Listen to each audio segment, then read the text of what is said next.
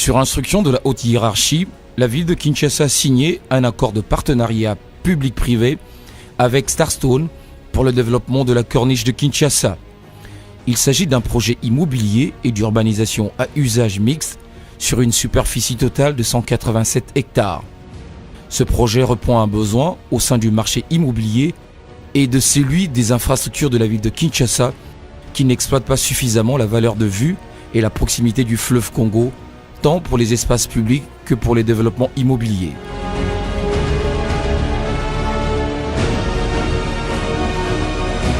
Le projet sera divisé en 4 zones. La zone 1, qui part de la résidence actuelle de l'ambassadeur de France jusqu'à la clôture du Palais de la Nation, sur 24,56 hectares, dont 9,2 sur la terre ferme et 15,54 à gagner sur le fleuve. Il y sera érigé des restaurants, commerces, logements collectifs et maisons individuelles. La zone 2 qui s'étend du Palais de la Nation jusqu'à l'embouchure de la rivière Gombe sur 33,7 hectares, dont 11,80 sur la terre ferme et 21,27 à gagner sur le fleuve. Il y sera construit des restaurants, commerces, hôtels et logements collectifs. La zone 3, la plus importante de toutes, va de la rivière Gombe jusqu'au chantier naval de Chani, au niveau de la baie de Ngaliema, sur 77,79 hectares, dont 67,86 sur la terre ferme et 9,93 à gagner sur le fleuve. Elle comprendra bureaux, restaurants, commerces, hôtels, river club, des logements collectifs, maisons individuelles, parcs thématiques et théâtres.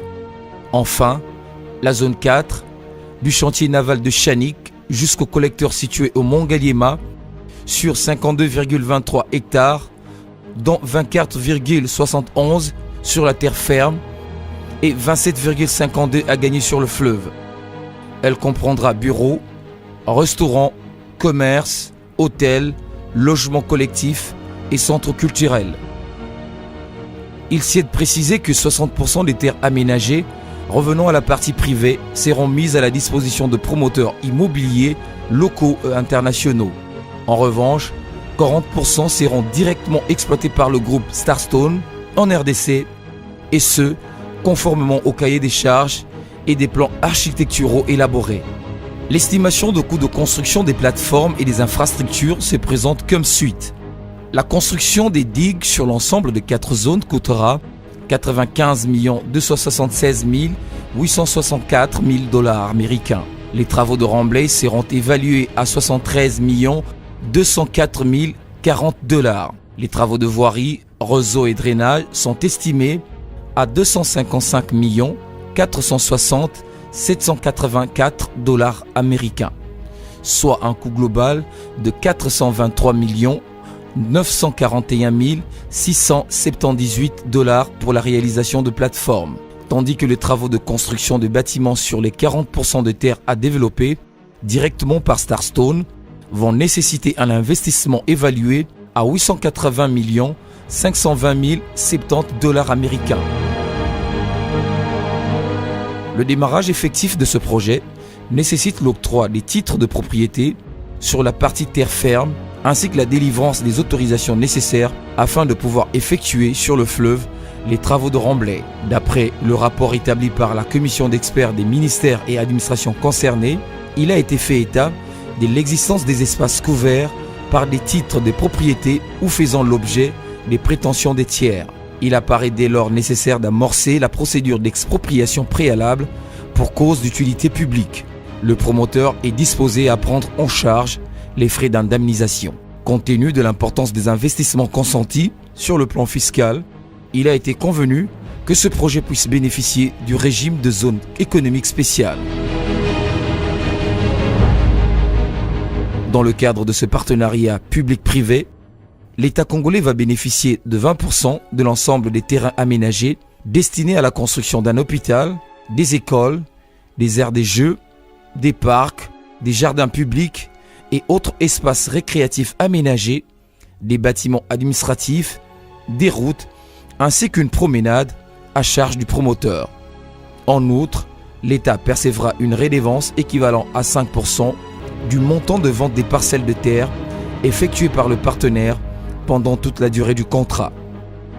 En tout cela, on sus des impôts et taxes à percevoir par les services compétents de l'État. Toutes choses restant égales par ailleurs, il est prévu que les études, les travaux de construction des digues, de remblais, de voiries, réseaux et drainage soient effectués sur la période allant du deuxième trimestre de l'année 2018 au premier trimestre de l'année 2019. La durée de réalisation du projet s'étale sur 15 ans. Du point de vue environnemental, les études bathymétriques et de courantologie sont en cours. Elles permettront de déterminer les effets de mouvement interne des eaux de masse à la suite de la réduction du lit du fleuve par la construction des digues et plateformes d'une part, et d'autre part, de déterminer la profondeur du lit du fleuve par rapport à la topographie du sol ainsi récupéré. Ce projet de modernisation de la corniche de la ville de Kinshasa sera réalisé par Starstone DMCC à travers sa filiale Starstone SASU, enregistrée en RDC depuis le 23 novembre 2017.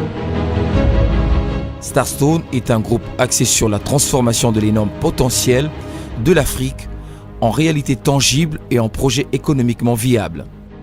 Le groupe a fortement consolidé son implantation et ses activités en Afrique dans les secteurs de l'éducation, l'immobilier, l'hôtellerie et l'industrie. Le groupe est présent aux Émirats arabes unis, où se trouve son siège social et financier, sur le continent africain, où il s'appuie sur une réserve foncière premium et dispose des équipements, des actifs et d'un personnel qualifié nécessaire à la réalisation de projets.